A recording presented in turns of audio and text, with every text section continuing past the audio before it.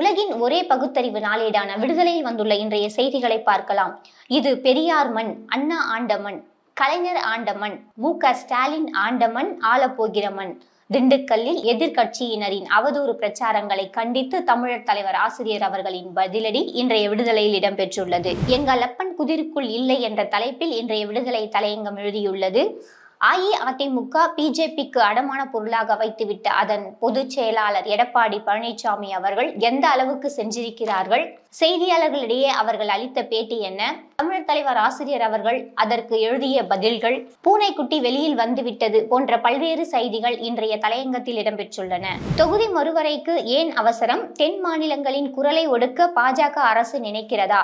பிரதமர் மோடிக்கு முதலமைச்சர் மு.க.ஸ்டாலின் கேள்வி.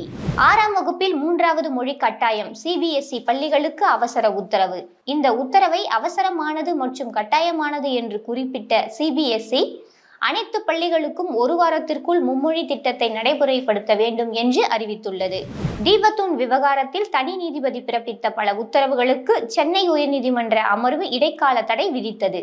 நீதிமன்றங்கள் அரசியல் மேடைகளாக மாறிவிடக் கூடாது என்று குறிப்பிட்ட மதுரை அமர்வு இந்த விவகாரத்தில் பிறப்பித்த இடைக்கால தடையை நீட்டித்ததுடன் சம்பந்தப்பட்ட தரப்பினர் இந்த விவகாரத்தை மேலும் பெரிதுபடுத்த வேண்டாம் எனவும் அறிவுறுத்தியுள்ளது.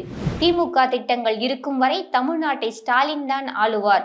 என்னை மண்ணுக்குள் புதைத்தாலும் எனது திட்டங்களை புதைக்க முடியாது என தேர்தல் பரப்புரையில் மு.க.ஸ்டாலின் ஆவேச பேச்சு. தமிழ்நாடு சட்டமன்ற தேர்தல் வருகிற 23ஆம் தேதி நடைபெற இருக்கிறது. தேர்தலில் பதிவாகும் வாக்குகளின் எண்ணிக்கை அடுத்த மாதம் மே 4ஆம் தேதி நடைபெற உள்ளது.